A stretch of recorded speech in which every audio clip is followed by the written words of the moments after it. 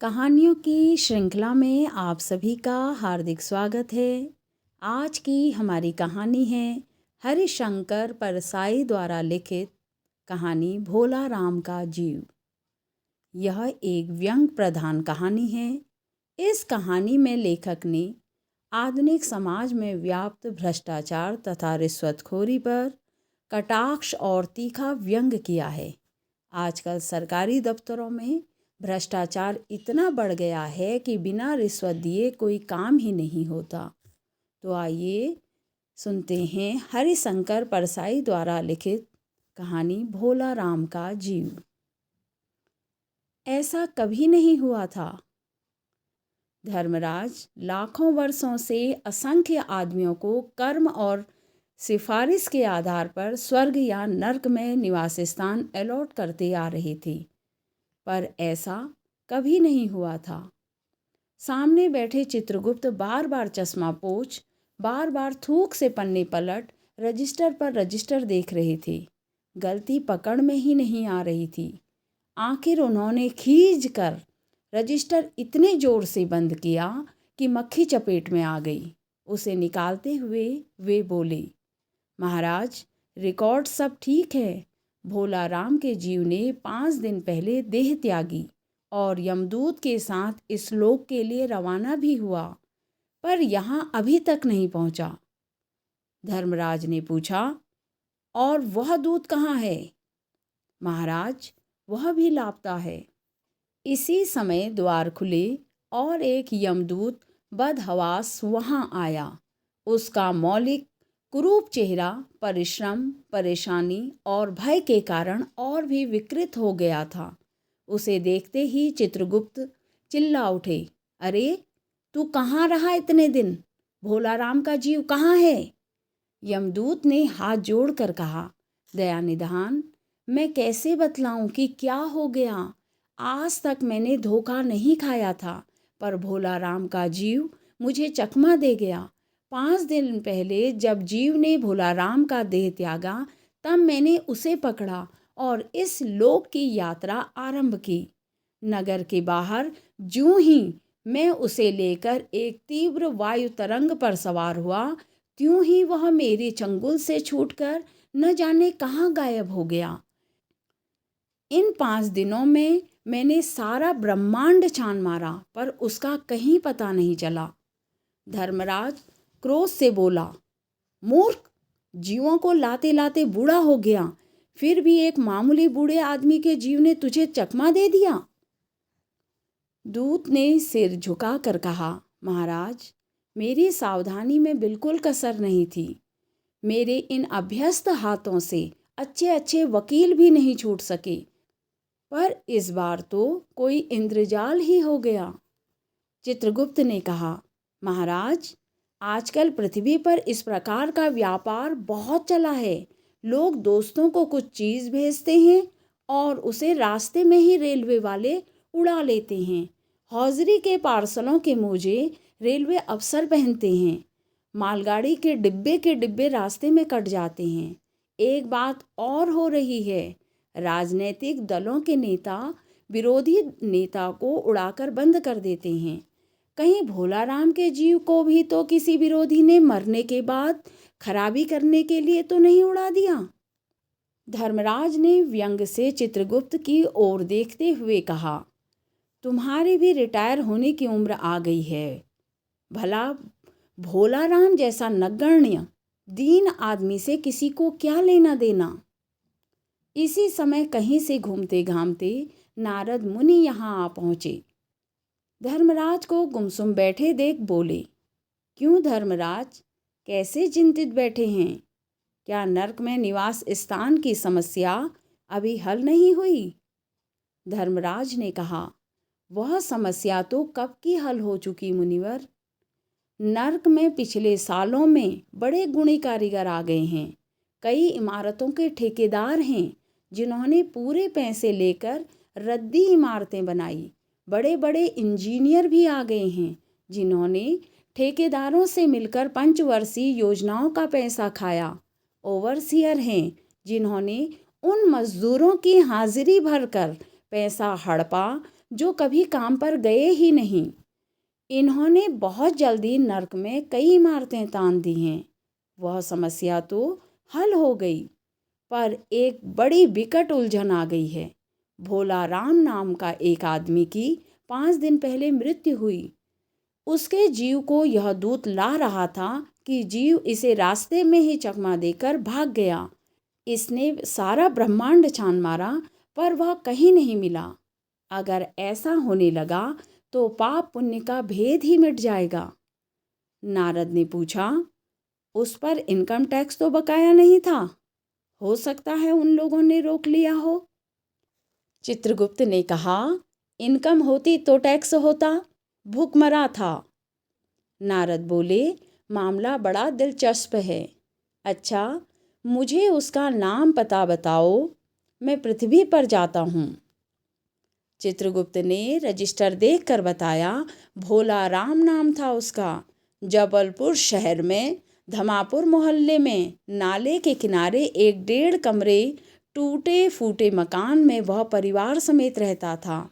उसकी एक स्त्री थी, 2 लड़के और एक लड़की। उम्र लगभग 60 साल। सरकारी नौकर था। 5 साल पहले रिटायर हो गया था। मकान का किराया उसने 1 साल से नहीं दिया, इसलिए मकान मालिक उसे निकालना चाहता था। इतने में भोला राम ने संसार ही छोड़ दिया। आज 5वां दिन है। बहुत संभव है कि अगर मकान मालिक वास्तविक मकान मालिक है तो उसने भोला राम के मरते ही उसके परिवार को निकाल दिया होगा। इसलिए आपको परिवार की तलाश में काफ़ी घूमना पड़ेगा। माँ बेटी के सम्मिलित क्रंदन से ही नारद भोला राम का मकान पहचान गए। द्वार पर जाकर उन्होंने आवाज़ लगाई, नारायण नारायण। लड़की ने देखकर कहा, आगे जाओ महाराज। नारद ने कहा, मुझे भिक्षा नहीं चाहिए, मुझे भोला राम के बारे में कुछ पूछताछ करनी है। अपनी माँ को ज़रा बाहर भेजो बेटी। भोला राम की पत्नी बाहर आई। नारद ने कहा, माता, भोला राम को क्या बीमारी थी? क्या बताऊं, गरीबी की बीमारी थी। 5 साल हो गए पेंशन पर बैठे, पर पेंशन अभी तक नहीं मिली।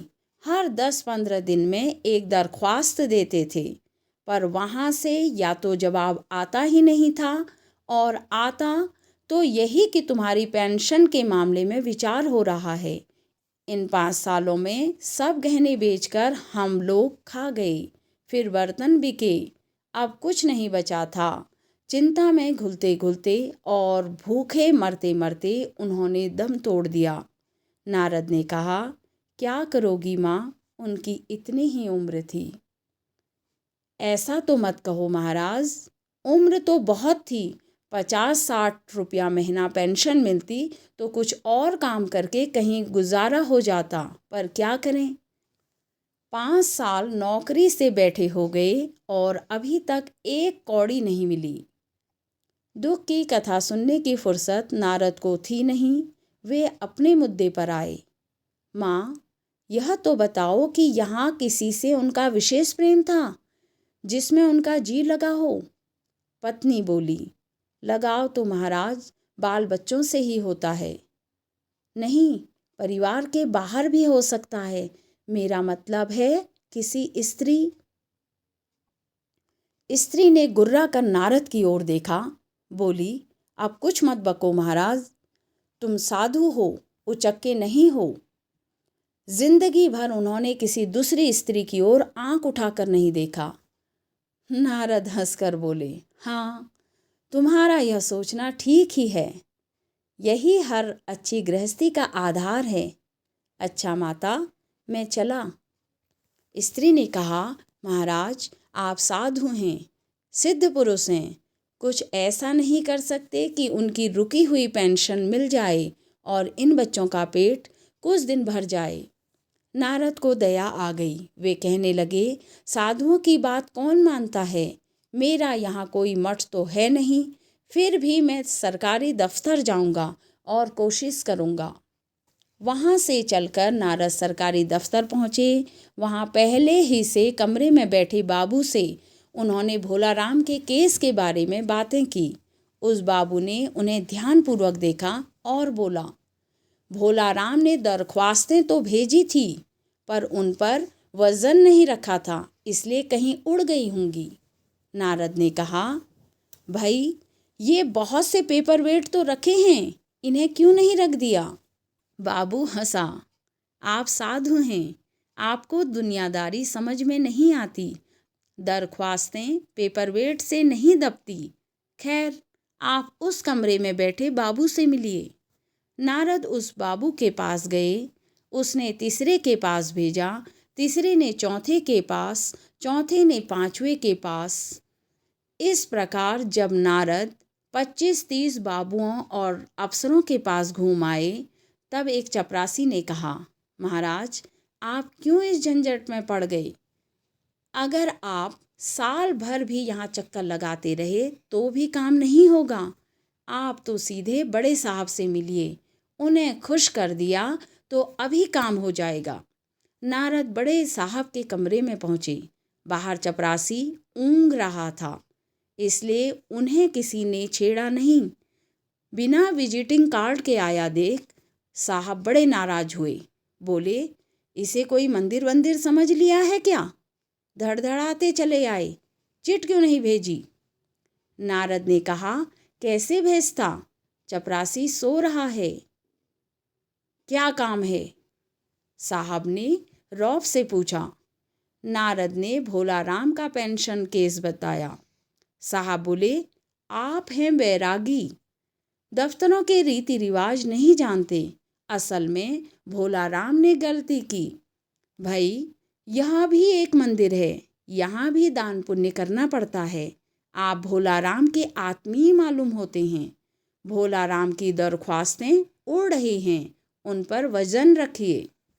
नारद ने सोचा कि फिर यहाँ वजन की समस्या खड़ी हो गई। साहब बोले, भाई सरकारी पैसे का मामला है, पेंशन का केस 20 दफ्तर में जाता है, देर लग ही जाती है। 20 बार एक ही बात को 20 जगह लिखना पड़ता है, तब पक्की होती है। जितनी पेंशन मिलती है उतने की स्टेशनरी लग जाती है। हाँ, जल्दी भी हो सकती है, मगर। साहब रुके।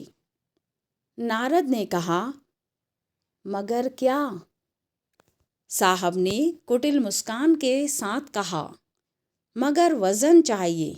आप समझे नहीं, जैसे आपकी यह सुंदर वीणा है, इसका भी वजन भोलाराम की दरख्वास्त पर रखा जा सकता है।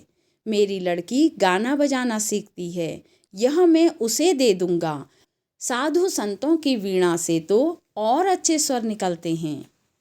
नारद अपनी वीणा छीनते देख जरा घबराए, पर फिर संभल कर उन्होंने वीणा टेबल पर रखकर कहा, यह लीजिए, अब जरा जल्दी से पेंशन ऑर्डर निकाल दीजिए। साहब ने प्रसन्नता से उन्हें कुर्सी दी, वीणा को एक कोने में रखा और घंटी बजाई। चपरासी हाजिर हुआ। साहब ने हुक्म दिया, बड़े बाबू से भोलाराम के केस की फाइल लाओ।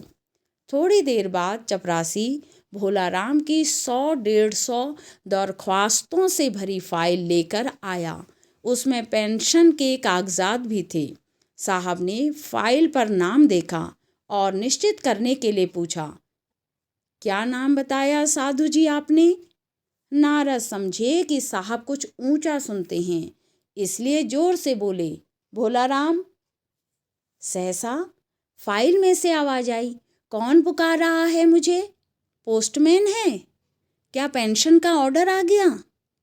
नारद चौंके, पर दूसरे ही क्षण बात समझ कर बोले, भोलाराम। तुम क्या भोलाराम के जीव हो? हाँ, आवाज आई। नारद ने कहा, मैं नारद हूँ, तुम्हें लेने आया हूँ, चलो, स्वर्ग में तुम्हारा इंतजार हो रहा है। आवाज आई, मुझे नहीं जाना, मैं तो पेंशन की दरख्वास्तों पर अटका हूँ, यहीं मेरा मन लगा है, मैं अपनी दरख्वास्तें छोड़कर नहीं जा सकता।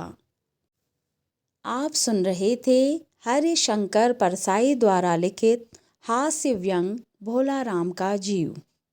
कहानी सुनने के लिए धन्यवाद।